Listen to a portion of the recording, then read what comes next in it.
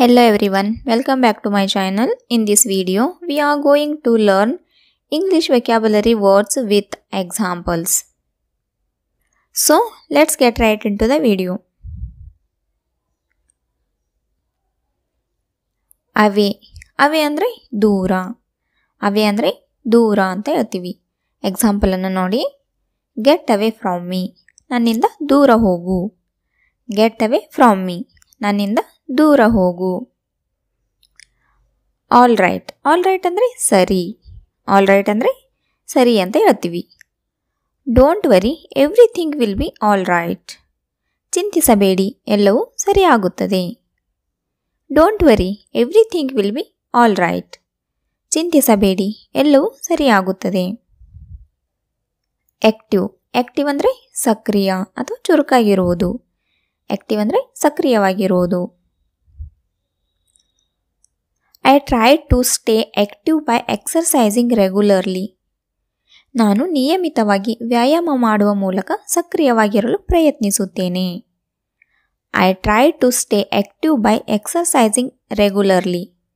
ನಾನು ನಿಯಮಿತವಾಗಿ ವ್ಯಾಯಾಮ ಮಾಡುವ ಮೂಲಕ ಸಕ್ರಿಯವಾಗಿರಲು ಪ್ರಯತ್ನಿಸುತ್ತೇನೆ ಅಂತ ಅರ್ಥ ಕೊಡುತ್ತೆ.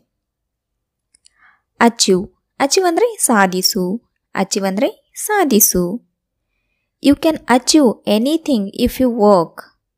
ನೀವು ಕೆಲಸ ಮಾಡಿದರೆ ಏನು ಬೇಕಾದರೂ ಸಾಧಿಸಬಹುದು. You can achieve anything if you work. ನೀವು ಕೆಲಸ ಮಾಡಿದರೆ ಏನು ಬೇಕಾದರೂ ಸಾಧಿಸಬಹುದು. ಆಸ್ಕ್. ಆಸ್ಕ್ ಅಂದರೆ ಕೀಳು. ಆಸ್ಕ್ ಅಂದರೆ ಕೀಳು ಅಂತ ಹೇಳ್ತೀವಿ. Can you please ask the teacher for another assignment sheet. ದಯವಿಟ್ಟು ನೀವು ಶಿಕ್ಷಕರಿಗೆ ಇನ್ನೊಂದು ಕಾರ್ಯಯೋಜನೆಯ ಹಾಳೆಯನ್ನು ಕೇಳಬಹುದೇ? Can you please ask the teacher for another assignment sheet. Amazing. Amazing ಅಂದರೆ ಅದ್ಭುತ. ಅಮ್ಯಾಜಿಂಗ್ ಅಂದರೆ ಅದ್ಭುತ ಅಂತ ಹೇಳ್ತೀವಿ. That was an amazing movie. ಅದು ಅದ್ಭುತ ಚಲನಚಿತ್ರವಾಗಿತ್ತು. That was an amazing movie. ಅದು ಅದ್ಭುತ ಚಲನಚಿತ್ರವಾಗಿತ್ತು. ಬಾಸ್ಕೆಟ್. ಬಾಸ್ಕೆಟ್ ಅಂದರೆ ಬುಟ್ಟಿ. ಬಾಸ್ಕೆಟ್ ಅಂದರೆ ಬುಟ್ಟಿ. Don't put all your eggs in one basket. ನಿಮ್ಮ ಎಲ್ಲ ಮೊಟ್ಟೆಗಳನ್ನು ಒಂದೇ ಬುಟ್ಟಿಯಲ್ಲಿ ಹಾಕಬೇಡಿ ಅಥವಾ ಇಡಬೇಡಿ ಅಂತ ಅರ್ಥ ಕೊಡುತ್ತೆ. Don't put all your eggs in one basket. ನಿಮ್ಮ ಎಲ್ಲ ಮೊಟ್ಟೆಗಳನ್ನು ಒಂದೇ ಬುಟ್ಟಿಯಲ್ಲಿ ಇಡಬೇಡಿ ಅಥವಾ ಹಾಕಬೇಡಿ.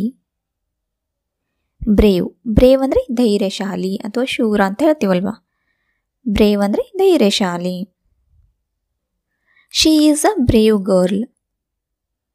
ಅವಳು ಧೈರ್ಯಶಾಲಿ ಹುಡುಗಿ. She is a brave girl. ಅವಳು ಧೈರ್ಯಶಾಲಿ ಹುಡುಗಿ.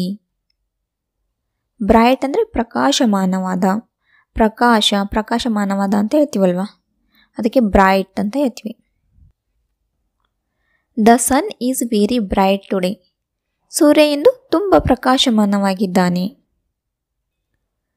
The sun is very bright today. ಸೂರ್ಯ ಇಂದು ತುಂಬ ಪ್ರಕಾಶಮಾನವಾಗಿದ್ದಾನೆ. ಬಿಲ್ಡ್. ಬಿಲ್ಡ್ ಅಂದರೆ ಕಟ್ಟುವುದು. ಬಿಲ್ಡ್ ಅಂದರೆ ಕಟ್ಟುವುದು ಅಥವಾ ನಿರ್ಮಿಸುವುದು ಅಂತ ಹೇಳ್ತೀವಿ. They are building a new house. ಅವರು ಹೊಸ ಮನೆಯನ್ನು ಕಟ್ಟುತ್ತಿದ್ದಾರೆ. They are building a new house. ಅವರು ಹೊಸ ಮನೆಯನ್ನು ಕಟ್ಟುತ್ತಿದ್ದಾರೆ. ಕ್ರಿಯೇಟ್. ಕ್ರಿಯೇಟ್ ಅಂದರೆ ರಚಿಸು ಅಥವಾ ಸೃಷ್ಟಿಸು, ರಚಿಸಿ ಅಂತ ಹೇಳ್ತೀವಲ್ವಾ. Please create this document as soon as possible. ದಯವಿಟ್ಟು ಆದಷ್ಟು ಬೇಗ ಈ ಡಾಕ್ಯುಮೆಂಟನ್ನು ರಚಿಸಿ. Please create this document as soon as possible. Clean. Clean ಅಂದರೆ ಶುದ್ಧ. ಕ್ಲೀನ್ ಅಂದರೆ ಶುದ್ಧ ಅಥವಾ ಸ್ವಚ್ಛ ಅಂತ ಹೇಳ್ತೀವಿ. I need to clean my room today. ನಾನು ಇಂದು ನನ್ನ ಕೋಣೆಯನ್ನು ಸ್ವಚ್ಛಗೊಳಿಸಬೇಕಾಗಿದೆ. I need to clean my room today. ನಾನು ಇಂದು ನನ್ನ ಕೋಣೆಯನ್ನು ಸ್ವಚ್ಛಗೊಳಿಸಬೇಕಾಗಿದೆ. ಕ್ಯಾರಿ. ಕ್ಯಾರಿ ಅಂದರೆ ಒಯ್ಯು ಅಥವಾ ಒಯ್ಯುತ್ತಾರೆ, ಸಾಗಿಸು ಅಂತಲೂ ಹೇಳ್ತೀವಿ.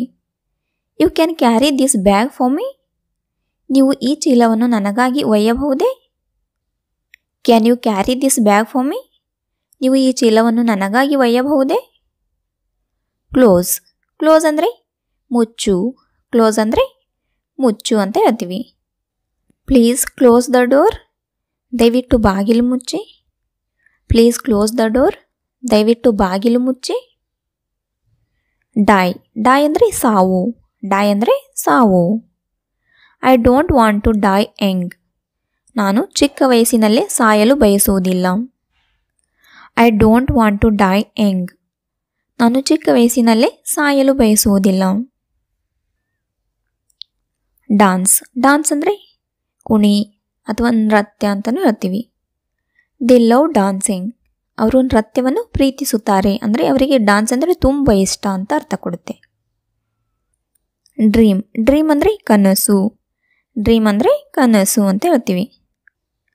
I had a weird dream last night, ನಿನ್ನೆ ರಾತ್ರಿ ನಾನು ಒಂದು ವಿಚಿತ್ರ ಕನಸು ಕಂಡೆ. I had a weird dream last night, ನಿನ್ನೆ ರಾತ್ರಿ ನಾನು ಒಂದು ವಿಚಿತ್ರ ಕನಸು ಕಂಡೆ. ಡ್ರಾ, ಡ್ರಾ ಅಂದರೆ ಚಿತ್ರ ಬಿಡಿಸು ಅಥವಾ ಇಳಿಸು ಅಂತ ಹೇಳ್ತೀವಲ್ವ, ಅದಕ್ಕೆ ಡ್ರಾ ಅಂತ ಹೇಳ್ತೀವಿ.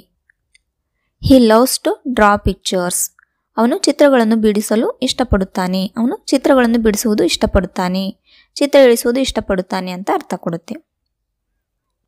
He loves to draw pictures, ಅವನು ಚಿತ್ರಗಳನ್ನು ಬಿಡಿಸಲು ಇಷ್ಟಪಡುತ್ತಾನೆ. ಅವನಿಗೆ ಚಿತ್ರ ಬಿಡಿಸುವುದಂದರೆ ತುಂಬ ಇಷ್ಟ ಅಂತ ಅರ್ಥ. ಡ್ರೈವ್, ಡ್ರೈವ್ ಅಂದರೆ ಚಾಲನೆ ಅಥವಾ ಗಾಡಿ ಸವಾರಿ ಅಂತ ಹೇಳ್ತೀವಲ್ವ. ಡ್ರೈವ್ ಅಂದರೆ ಚಾಲನೆ. Can you drive me to school, ನೀವು ನನ್ನನ್ನು ಶಾಲೆಗೆ ಕರೆದುಕೊಂಡು ಹೋಗಬಹುದೇ, ನೀವು ನನ್ನನ್ನು ಶಾಲೆಗೆ ಗಾಡಿಯಲ್ಲಿ ಕರೆದುಕೊಂಡು ಹೋಗಬಹುದೇ ಅಂತ ಅರ್ಥ ಕೊಡುತ್ತೆ. ಈಗರ್, ಈಗರ್ ಅಂದರೆ ಉತ್ಸಾಹಿ. ಈಗರ್ ಅಂದರೆ ಉತ್ಸಾಹಿ ಅಥವಾ ಉತ್ಸುಕನಾಗು ಅಂತ ಅರ್ಥ. I am eager to learn, ನಾನು ಕಲಿಯಲು ಉತ್ಸುಕನಾಗಿದ್ದೇನೆ. I am eager to learn, ನಾನು ಕಲಿಯಲು ಉತ್ಸುಕನಾಗಿದ್ದೇನೆ. ಈಟ್ ಅಂದರೆ ತಿನ್ನು. ಈಟ್ ಅಂದರೆ ತಿನ್ನು. I love to eat green vegetables, ನಾನು ಹಸಿರು ತರಕಾರಿಗಳನ್ನು ತಿನ್ನಲು ಇಷ್ಟಪಡುತ್ತೇನೆ. I love to eat green vegetables, ನಾನು ಹಸಿರು ತರಕಾರಿಗಳನ್ನು ತಿನ್ನಲು ಇಷ್ಟಪಡುತ್ತೇನೆ. ಈಸಿ, ಈಸಿ ಅಂದರೆ ಸುಲಭ ಅಥವಾ ಸರಳ ಅಂತ ಅರ್ಥ ಕೊಡುತ್ತೆ. ಈಸಿ ಅಂದರೆ ಸುಲಭ ಅಥವಾ ಸರಳ ಅಂತ ಹೇಳ್ತೀವಿ. English is an easy subject, English ಸುಲಭವಾದ ವಿಷಯವಾಗಿದೆ. English is an easy subject, English ಸುಲಭವಾದ ವಿಷಯವಾಗಿದೆ. ಎಂಟರ್, ಎಂಟರ್ ಅಂದರೆ ಪ್ರವೇಶಿಸು. ಎಂಟರ್ ಅಂದರೆ ಪ್ರವೇಶಿಸು. Please enter the room quietly, ದಯವಿಟ್ಟು ಶಾಂತವಾಗಿ ಕೋಣೆಗೆ ಪ್ರವೇಶಿಸಿ. Please enter the room quietly, ದಯವಿಟ್ಟು ಶಾಂತವಾಗಿ ಕೋಣೆಗೆ ಪ್ರವೇಶಿಸಿ. ಎಕ್ಸೈಟ್, ಎಕ್ಸೈಟ್ ಅಂದರೆ ಪ್ರಚೋದಿಸು. ಎಕ್ಸೈಟ್ ಅಂದರೆ ಪ್ರಚೋದಿಸು. ದಿಸ್ ನ್ಯೂಸ್ ಎಕ್ಸೈಟ್ಸ್ ಮೀ, ಈ ಸುದ್ದಿ ನನ್ನನ್ನು ಪ್ರಚೋದಿಸುತ್ತದೆ. ದಿಸ್ ನ್ಯೂಸ್ ಎಕ್ಸೈಟ್ಸ್ ಮೀ, ಈ ಸುದ್ದಿ ನನ್ನನ್ನು ಪ್ರಚೋದಿಸುತ್ತದೆ. ಎಂಜಾಯ್, ಎಂಜಾಯ್ ಅಂದರೆ ಆನಂದಿಸು ಅಥವಾ ಸಂತೋಷಪಡು ಅಂತ ಹೇಳ್ತೀವಿ. ಎಂಜಾಯ್ ಅಂದರೆ ಆನಂದಿಸು ಅಥವಾ ಸಂತೋಷಪಡು. ಐ ರಿಯಲಿ ಎಂಜಾಯ್ ಕುಕಿಂಗ್, ನಾನು ಅಡುಗೆಯನ್ನು ನಿಜವಾಗಿಯೂ ಆನಂದಿಸುತ್ತೇನೆ. ಅಂದರೆ ಅಡುಗೆ ಮಾಡುವುದು ನನಗೆ ನಿಜವಾಗಿಯೂ ಸಂತೋಷ ಕೊಡುತ್ತೆ. ಅಡುಗೆ ಮಾಡುವುದು ನನಗೆ ತುಂಬ ಇಷ್ಟ, ನಾನು ಸಂತೋಷದಿಂದ ಅಡುಗೆ ಮಾಡುತ್ತೇನೆ ಅಂತ ಅರ್ಥ. ಫಿಯರ್, ಫಿಯರ್ ಅಂದರೆ ಭಯ. ಫಿಯರ್ ಅಂದರೆ ಭಯ. I fear dogs the most, ನಾನು ನಾಯಿಗಳಿಗೆ ಹೆಚ್ಚು ಹೆದರುತ್ತೇನೆ. I fear dogs the most, ನಾನು ನಾಯಿಗಳಿಗೆ ಹೆಚ್ಚು ಹೆದರುತ್ತೇನೆ. ಫಾಲೋ, ಫಾಲೋ ಅಂದರೆ ಅನುಸರಿಸು. ಫಾಲೋ ಅಂದರೆ ಅನುಸರಿಸು. Can you follow me on Instagram, ನೀವು ನನ್ನನ್ನು ಇನ್ಸ್ಟಾಗ್ರಾಮ್ನಲ್ಲಿ ಅನುಸರಿಸಬಹುದೇ, ಅಂದರೆ ನೀವು ನನ್ನನ್ನು ಇನ್ಸ್ಟಾಗ್ರಾಮ್ನಲ್ಲಿ ಫಾಲೋ ಮಾಡಬಹುದೇ ಅಂತ ಅರ್ಥ ಕೊಡುತ್ತೆ.